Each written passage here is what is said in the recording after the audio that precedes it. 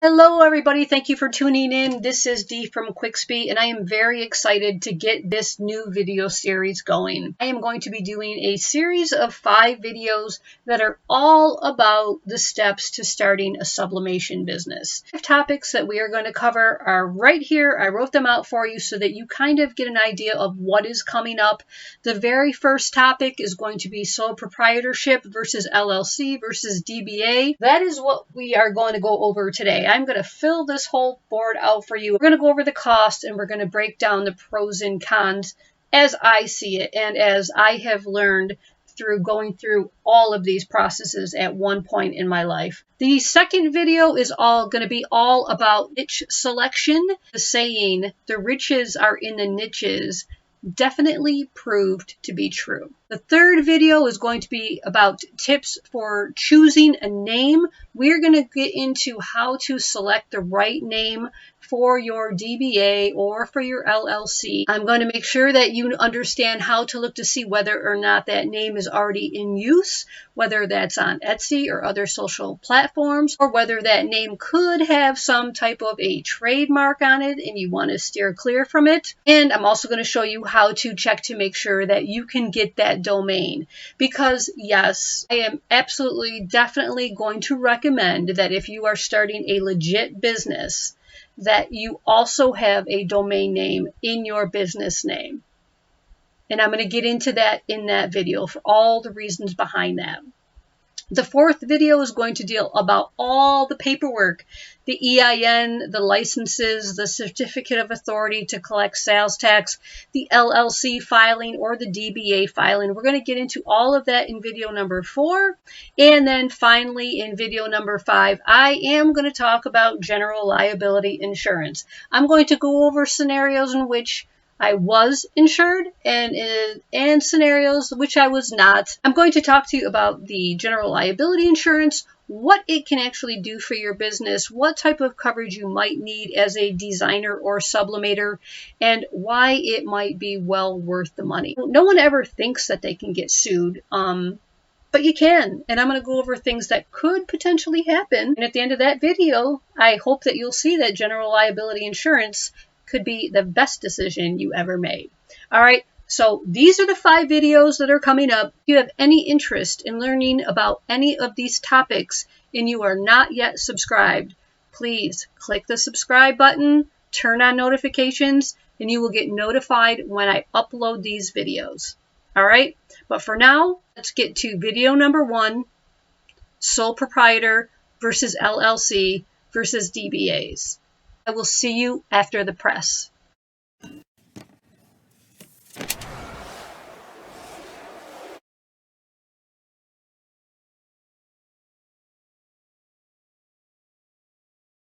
Alright guys, here we are at the board and we are going to fill this out. We are going to have a fake name. The fake name is Pat Smith, and let's just pretend that Pat Smith is going to design or sublimate mugs.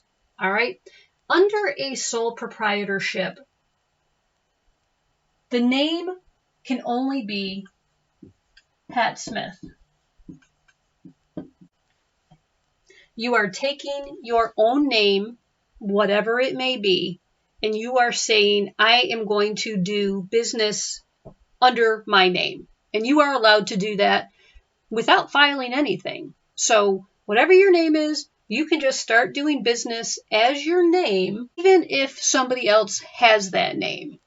And that is one of the reasons why it is not such a great benefit to go into a sole proprietorship with only your name. You can add to Pat Smith your job title. Like if you want to say Pat Smith Designer, you could do that, and that would be acceptable in most states for you to be able to do that.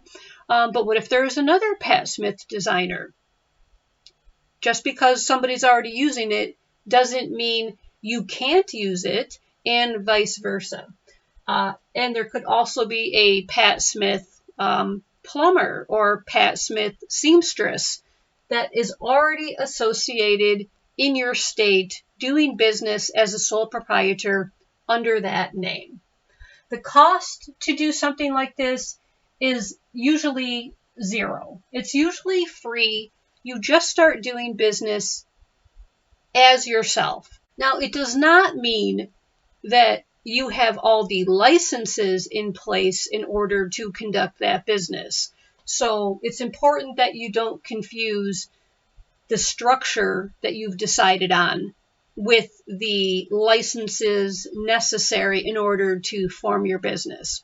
And that, again, is going to be in video where we talk about the paperwork that is needed in order to make your business legit.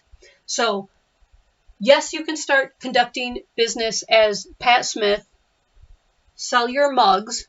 You can't have mugs anywhere in the business name, but you can have Pat Smith, designer, as your business name. So the pros of doing Pat Smith is easy,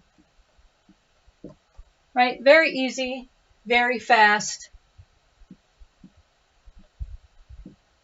and it's cheap, if not free.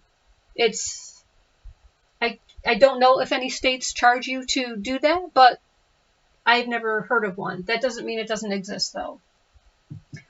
The cons of doing a sole proprietor Pat Smith is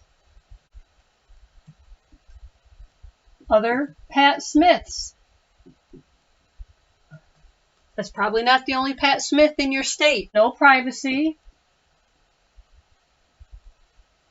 There's absolutely no privacy when you do Pat Smith. You don't have a name, so everybody knows that it is Pat Smith. If there is another very bad Pat Smith in your county or in your city doing horrible things, it could very well be associated to you and your business that you decided to do under Pat Smith.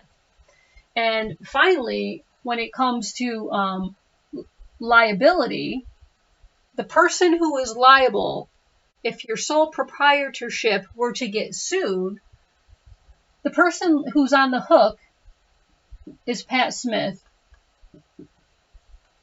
And everything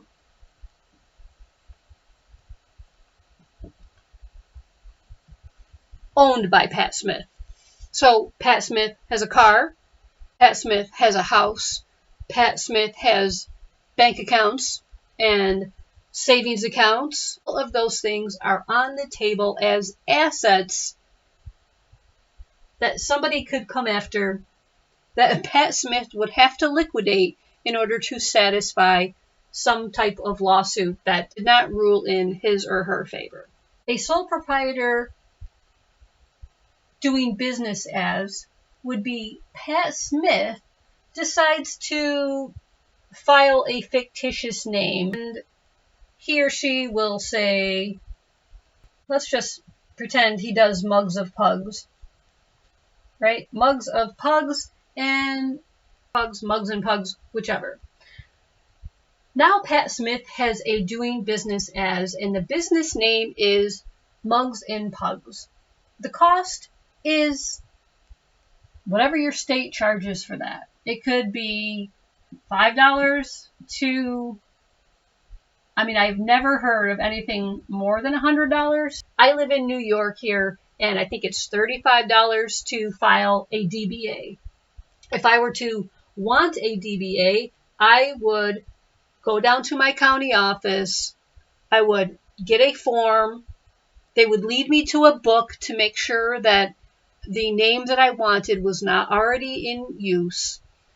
If I found a name that was not already in use, I would fill out the form, tell them the name that I want to do business as, give them money to file the paperwork, and then once approved, that name would be mine. I could take that DBA to a bank, open up a business account in that name, and I am ready to do business. Again, the DBA is not a license to do business. It also does not give me any authority to collect sales tax, and I have to do that. Bugs, even with pugs on them, would still be a taxable item. So I am ready to begin business. Pat Smith, doing business as Mugs and Pugs. as long as I have everything else that I need in order to start an official business. The pros of this are all of a sudden, I don't have to put my personal name out there. I have a name, right? I have a business name. It's usually pretty fast. It's cheap. It's not free, but it's cheap. The cons of this, depending on what state you live in, your state may not have a book of DBA names. They may just, and I know that this really does exist.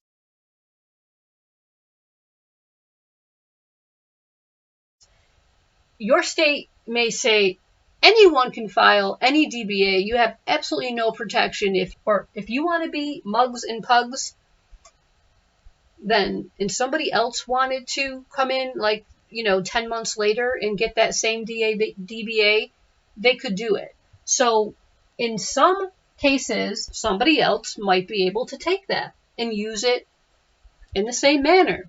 That's the nature of a DBA in some states. When it comes to liability, if Mugs and Pugs were to get sued, you never know, Pat Smith is still liable. Just because Pat Smith created a doing business as name or a fictitious name or a trade name, Pat Smith is still 100% on the hook for being liable for anything that happens in his or her business. Let's move on to single member LLC. Depending on the state you're in, I'm in New York, so for me, it costs $200 to file an LLC. And then I have to renew it every 2 years. That charge is very, very cheap, though. That's $10, I think, every 2 years. I have to refile that. But some states, I know California is very expensive. California is $800 per year, an LLC tax. But some states are really inexpensive, $40 or $50.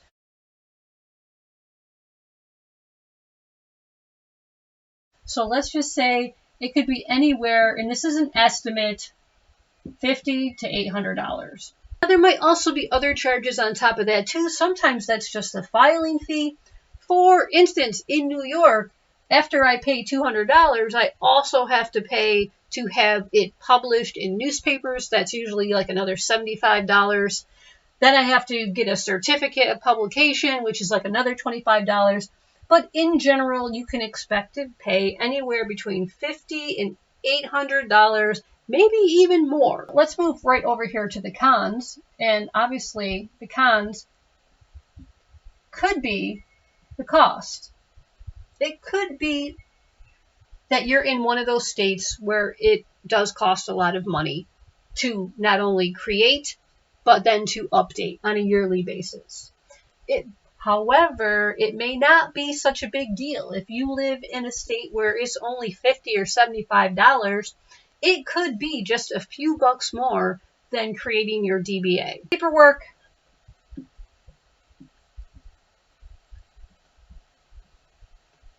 It's usually a little more intense, but it's not that bad. I have created several of my own LLCs. There's also a company that will do it for you for free. It is really not as bad as it seems. And the other one little con, if you will, but it's not, and I'm going to explain why. I'm just going to call it separation rules. And it's because of how you kind of need to pay yourself in an LLC. When you're a sole proprietor or a sole proprietor doing business as Mugs and Pugs, you can pretty much just take money from your bank accounts as needed. You want to go on vacation, you take money. Even though it was all maybe business money, you can just take it without any paper trail, documentation, or anything like that. You take, you deposit, you take, you deposit. It doesn't really matter what you do. It's your money under your name that you are personally liable for anyway. When it comes to single member LLCs, there are some separation rules that you really need to follow in order to maintain your limited liability company status. You don't really mix all your personal and business finances. As you build up the savings account of your LLC and you want to take money, you really have to write yourself a check to yourself that has your name on it, and you can write in the memo field distribution so that it is accounted for, that you are actually separating business from personal. All right, that's really, really critically important, that all the money that goes into the bank account in a single member LLC, all the money that came in the LLC through your sales of mugs with pugs on them, they get deposited right into that bank account. You're paying for PayPal fees, shipping boxes, bubble wrap. All of your expenses are coming out of Mugs of Pugs LLC. And when you go to pay yourself, which you can do whenever you want, it should be a payment to yourself with a check or a transfer with a note or a memo that you are withdrawing the money, like it is a distribution. Well, we forgot to name it. The name of this LLC is Mugs and Pugs LLC. Always has to be LLC. They might even have rules about the ampersand in your state. Every state has a list of rules as to how you can and cannot name your LLC. The pros, very professional. Accounts, wholesale accounts. You have an LLC name. You'll have an EIN. We're going to talk about that in the paperwork. All of these people should have an EIN, and I will talk about that. If you need to know this information, make sure you hit the subscribe button. But being a single member LLC is definitely extremely professional. As far as name use, you do get somewhat exclusive. Somebody else in New York State would not be allowed to take my LLC name. And the number one reason why people make and put their businesses inside of LLCs is because the liability is limited to the company. So if Mugs and Pugs LLC were to get sued, the responsible party is Mugs and Pugs LLC and everything they own. What does Mugs and Pugs LLC own? Well, anything that you have deducted for a business expense. Did you buy your heat press and deduct it on your taxes as a business expense? Did you buy printer and sublimation ink and design software and computer, right? Anything that is titled or owned by Mugs and Pugs LLC is up on the table. But anything Pat Smith owns, Pat Smith's house, is not part of Mugs and Pugs LLC. It's separate. And that's why it's very important to maintain the rules of separation when you decide to go into an LLC. You have to keep things separate, no commingling of personal funds and business funds, in order to keep this a limited liability company following the rules and keep your liability limited to this here. So what were to happen if there were a crazy lawsuit let's just say copyright infringement. That is a huge possibility anytime we're talking about designs. So if somebody won a lawsuit against Mugs and Pugs LLC and the person was awarded, $50,000 and Mugs and Pugs didn't have it, Mugs and Pugs, it probably has to bankrupt itself. But no harm done to Pat Smith's personal assets. This is why people generally create limited liability companies, even if it's just one member, single member LLC. Now let's talk about the single member LLC doing business as.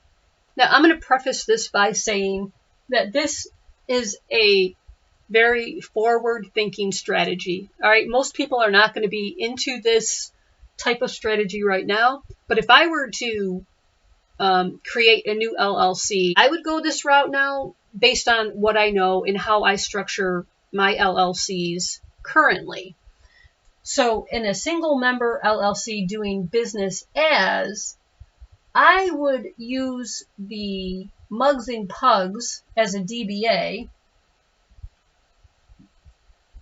but I would come up with a different name for my single member LLC, such as, just say, I wanted to, and I'm sure this name is not even available. Somebody probably already has it, so I'm just going to use it. Mary Mugs LLC, right? That would be the name of my LLC. And I would be doing business as Mugs and Pugs. And later down the line, if I wanted to expand my business, I got a new line and I know that it's going to take off, I can create another DBA, whatever, horseplay mugs. Let's just say horseplay mugs. And that's going to be all about horses on mugs. But why would anybody do that? I know this is that's advanced. But if you are almost there, I didn't want to leave it out. If you know anything about SEO, search engine optimization, and you want to have your own domains in your own websites, like number 1, number 2, let's just say you get into number 3 and number 4, and this one is about cats, Cat Fanatic Mugs, and then we have one with ferrets. I don't know if I spelled that right. All of these become their own separate businesses that report to Mary Mugs LLC. Now, why would you want to do that? Well, I know it's advanced. It's very forward thinking, but I don't want to leave it out in case you are there or thinking about going there. If you know anything about search engine optimization and you're going to have your own websites, which I'm definitely going to recommend. All right, Etsy, yes, you can make money on Etsy, but what if Etsy closes your shop? Where is your customer going to find you? Yes, you can sell things on Facebook. What if Facebook disables your page? Right? So the idea behind getting a legitimate business is, yes, we're going to find a name that can go on Etsy if that's what you want. I don't do it, but I understand a lot of people want to do it. You can find a name that you could open a Facebook page with, but you're going to have your own website as well because you want to own it. You want to own the business, and a website is part of the business, and it becomes part of the assets. And if you decided one day that you needed some money, or you were just too tired with all these things, and ferret faces on mugs was not something that you enjoyed doing anymore, you could sell it.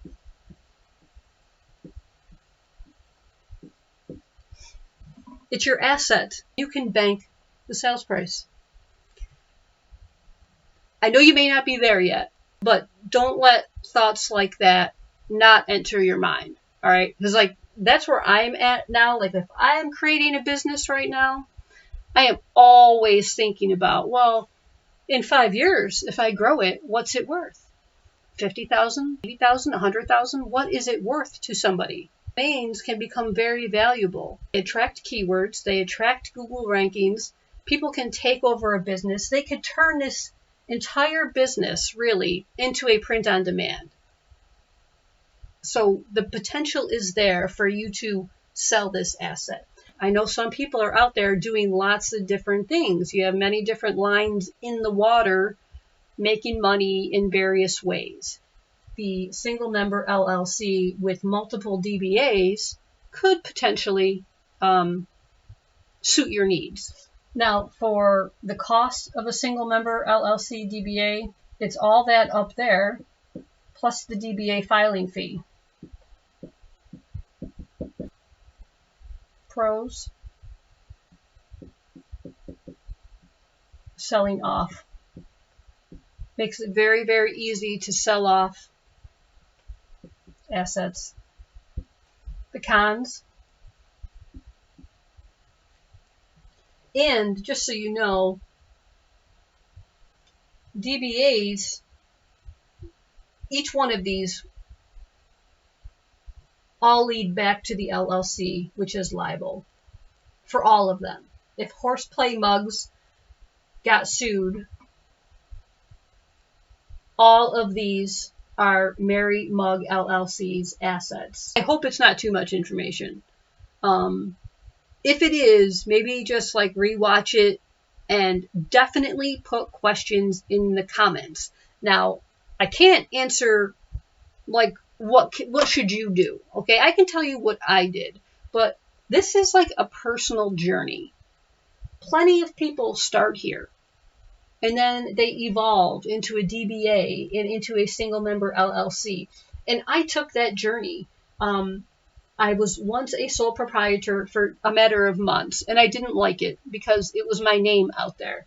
I turned it into a DBA, and I realized I didn't like it because there were so many DBAs that were just like my name. It was just very little differentiation. And, you know, once you create a DBA, somebody else can get really, really close to that name. And as long as it's not identical, they're not stepping on anyone's toes. So I didn't like that at all.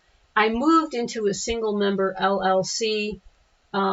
And now that is the only thing that I do. And now I actually have multi-member LLCs. That is just when it's more than one person, it becomes a multi-member LLC. So I don't even think above this line anymore. But I was once there, and I did it, and I moved quickly to these phases for privacy reasons and asset protection reasons. So think about it. All right. Our next video is going to be about niche selection. And we're talking here just briefly about mugs and pugs. I am not saying that that is a good niche at all. All right. But I do want to talk about if you're struggling and you're just not getting as many sales as you thought you would, it could be that you're just not in the right niche, or maybe you're not even in a niche. I mean, are you just like taking every design possible and offering it for sale on every item possible? I'm going to talk about that in our next video, about how narrowing down your audience can actually bring you much more money and make your life a whole lot easier. Right? That is going to be in the next video. Looking at this, I am a little worried that it looks really crazy. I hope it's not too confusing, but I mean, you guys are extremely intelligent people. I know that you can like work through this. All right, everyone. It has been a real pleasure. Thanks for tuning in with me, and we will see you next time. Until then, happy sublimating, everyone. Bye.